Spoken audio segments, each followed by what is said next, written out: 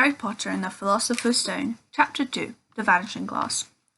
Nearly 10 years had passed since the Dursleys had woken up to finding their nephew on the front step, but Privet Drive had hardly changed at all. The sun rose on the same tidy front gardens and lit up the brass number 4 on the Dursleys' front door. It crept into their living room, which was almost exactly the same as it had been the night when Mr. Dursley had seen the fateful news report about the owls. Only the photographs on the mantelpiece had really showed how much time had passed. 10 years ago there had been lots of pictures of what looked like a large pink beach ball wearing lots of different coloured bobble hats.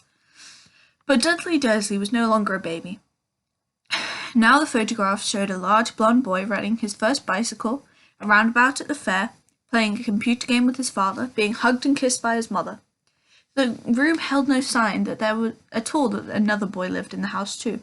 Yet Harry Potter was still there, asleep at the moment, but not for long. His Aunt Petunia was awake, and it was her shrill voice which made the first noise of the day. Get up, now! Harry woke up with a start. His aunt rapped on the door again. Up, she screeched. Harry heard her walking towards the kitchen, then the sound of a frying pan being put on the cooker. He rolled onto his back and tried to remember the dream he had been having. It had been a good one. There had been a flying motorbike in it. He had a funny feeling he'd had the same dream before. His aunt was back at outside the door again. Are you up yet? She demanded. Nearly, said Harry. Well, get a move on. I want you to look after the bacon. And don't you dare let it burn. I want everything perfect on Dudley's birthday. Harry groaned. What did you say? His aunt snapped through the door. Nothing. Dudley's birthday. How could he have forgotten? Harry got slowly out of bed and started looking for socks. He found a pair under his bed, and after pulling a spider off one of them, he put them on. Harry was used to spiders, because the cupboard under the stairs was full of them, and that was where he slept. When he was dressed, he went down the hall into the kitchen. The table was almost hidden beneath all Dudley's birthday presents. It looked as though Dudley had got a new computer he'd been wanting, not to mention the second television and the racing bike. Exactly why Dudley wanted a racing bike was a mystery to Harry, as Dudley was very fat and hated exercise, unless of course it involved punching somebody. Dudley's favourite punching bag was Harry, but he often couldn't catch him. Harry didn't look it, but he was very fast. Perhaps it had something to do with living in a dark cupboard, but Harry had always been small and skinny for his age. He looked even smaller and skinnier than he really was because he had to wear all he had to wear were old clothes of Dudley's, and Dudley was 4 times bigger than he was. Harry had a thin face, knobbly knees, black hair, and bright green eyes. He wore round glasses held together with a lot of sellotape, because of all the times Dudley had punched him on the nose. The only thing Harry liked about his own appearance was the very thin scar on his forehead, which was shaped like a bolt of lightning. He had had it as long as he could remember, and the first question he could ever remember asking Aunt Petunia was how he got it. In the car crash when your parents died, she had said, and don't ask questions. Don't ask questions. That was the first rule for a quiet life with the Dursleys. Uncle Vernon entered the kitchen as Harry was turning over the bacon. Comb your hair, he barked, by the way of a morning greeting. About once a week, Uncle Vernon looked over the top of his newspaper and shouted that Harry needed a haircut. Harry must have had more haircuts than the rest of the boys in his class, but it made no difference. His hair simply grew back that way, all over the place. Harry was frying eggs by the time Dudley arrived in the kitchen with his mother. Dudley looked a lot like Uncle Vernon. He had a large pink face, not much neck, small watery blue eyes, and thick blonde hair that lay smoothly on his thick, fat head. Aunt Petunia often said that Dudley looked like a baby angel. Harry often said that Dudley looked like a pig in a wig. Harry put the plates of eggs and bacon on the table, which was difficult because there wasn't much room. Meanwhile, Dudley was counting his presents. His face fell. 36, he said, looking up at his mother and father. That's 2 less than last year. Darling, you haven't counted Aunt Marge's present. See, it's under this one from Mummy and Daddy. All right, 37 then, said Dudley, going red in the face. Harry, who could see a huge Dudley tantrum coming on, began wolfing down his bacon as fast as possible in case Dudley turned the table over. Aunt Petunia obviously scented the danger too, because she said quickly, And we'll buy you another 2 presents whilst we're out today. How's that, Popkin? 2 more presents. Is that all right? Dudley thought for a moment. It looked like hard work. Finally, he said slowly, So I'll have 30 39 sweet tums, said Aunt Petunia. Oh, Dudley sat down heavily and grabbed the nearest parcel. All right, then. Uncle Vernon chuckled. Little Tyke wants his money worth, just like his father. Attaboy, Dudley. He ruffled Dudley's hair. At the moment, the telephone rang, and Aunt Petunia went up to answer it, while Harry and Uncle Vernon watched Dudley unwrap the racing bag, a cine camera, a remote-controlled aeroplane, 16 new computer games, and a voice recorder. He was ripping the paper off a gold wristwatch when Aunt Petunia came in from the telephone, looking both angry and worried. Bad news, Vernon, she said. Mrs. Figg's broken her leg. She can't take him. She jerked her head in Harry's direction. Dudley's mouth fell open in horror, but Harry's heart gave a leap. Every year on Dudley's birthday, his parents took him and a friend out for the day, to adventure parks, hamburger bars, or the cinema. Every year, Harry was left behind with Mrs. Figg, a mad old lady who lived 2 streets away. Harry hated it there. The whole house smelt of cabbage, and Mrs. Figg made him look at old photos of all the cats she'd ever owned. Now what? Said Aunt Petunia, looking furiously at Harry as though he'd planned it. Harry knew he ought to feel sorry that Mrs. Figg had broken her leg. But it wasn't easy when he reminded himself that it would be a whole year before he had to look at Tibbles, Snowy, Mr. Paws, and Tuffy again. We could phone Marge, Uncle Vernon suggested. Don't be silly, Vernon. She hates the boy. The Dursleys often spoke about Harry like this, as though he wasn't there, or rather as though he was something very nasty that couldn't understand them, like a slug. What about what's-her-name, your friend, Yvonne? On holiday in Mallorca, snapped Aunt Petunia.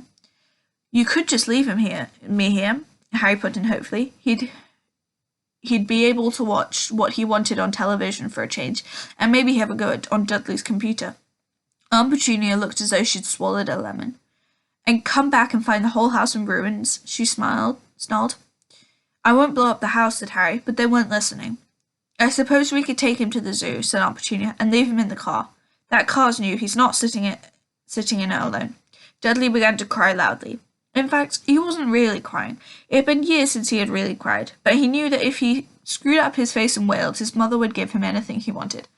Dinky Duddykins! Don't cry. Mummy won't let him spoil your special day, she cried, flinging her arms around him.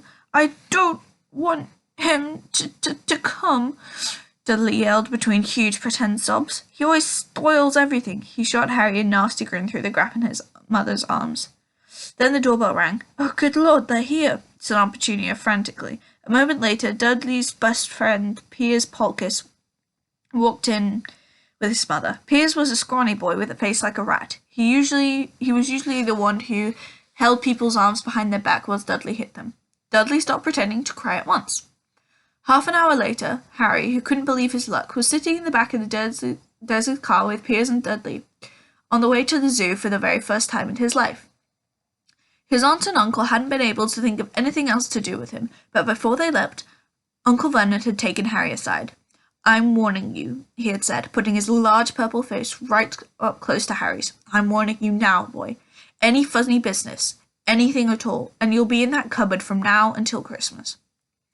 I'm not going to do anything, said Harry, honestly. But Uncle Vernon didn't believe him. No one ever did.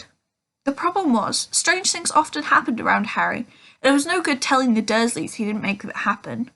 Once, Aunt Petunia, tired of Harry coming back from the barber's, looking as though he hadn't been at all, had taken a pair of kitchen scissors and cut his hair so short he was almost bald, except for his fringe, which she left to hide that horrible scar. Dudley had laughed himself silly, who had spent a sleepless night imagining school the next day, where he had already been laughed at for his baggy clothes and sellotape glasses. Next morning, however, he got home to find his hair exactly as it had been before Aunt Petunia had sheared it off. He had been given a week in his cupboard for this, even though he'd tried to explain that he couldn't explain how it had grown back so quickly. Another time, Aunt Petunia had been trying to force him into a revolting jumper of Dudley's, brown with orange bubbles. The harder she tried to pull it over his head, the smaller it seemed to become, until finally it might have fitted a glove puppet, but it certainly wouldn't fit Harry. Aunt Petunia decided it must have shrunk in the wash, and to his great relief, Harry wasn't punished. On the other hand, he'd gotten into terrible trouble for being found on the roof of one of the school kitchens. Dudley's gang had been chasing him as usual when, as much to Harry's surprise as to anyone, he was sitting on the chimney. The Dursleys had received a very angry letter from Harry's headmistress telling them Harry had been climbing school buildings. But all he tried to do, as he shouted at Uncle Vernon through the locked door of his cupboards, was jump behind the big bins outside the kitchen doors. Harry supposed that the wind must have caught him in mid-jump, but today nothing was going to go wrong. It was even worth being with Dudley and Pierce to spend the day somewhere that wasn't school, his cupboard or Mrs. Figg's cabbage-belly living room. While he drove, Uncle Vernon complained to Aunt Petunia. He liked to complain about things. People at work, Harry, the council, Harry, the bank, and Harry were just a few of his favourite subjects. This morning it was motorbikes. Roaring along like maniacs, young hoodlums, he said as a motorbike overtook them. I had a dream about a motorbike, said Harry, remembering it. Suddenly, it was flying. Uncle Vernon nearly crashed into the car in front. He turned right around in his seat and yelled at Harry, his face like a gigantic beetroot with a mustache. Motorbikes don't fly. Dudley and Pierce sniggered. I know they don't. It was only a dream. But he wished he hadn't said anything. If there was one thing that the Dursleys hated even more than his asking questions, it was his talking about anything and acting in a way that it shouldn't. No matter if it was a dream or even a cartoon, they seemed to think that he might get dangerous ideas. It was a very sunny Saturday, and the zoo was crowded with families. The Dursleys bought Dudley and Pierce large chocolate ice creams at the entrance. Then, because the smiling lady in the van had asked Harry what he wanted before they could hurry him away, they bought him a cheap lemon ice lolly. It wasn't bad either, Harry thought, licking it as they watched a gorilla scratching its head and looking remarkably like Dudley, except that it wasn't blonde. Harry had had the best morning he had had in a long time.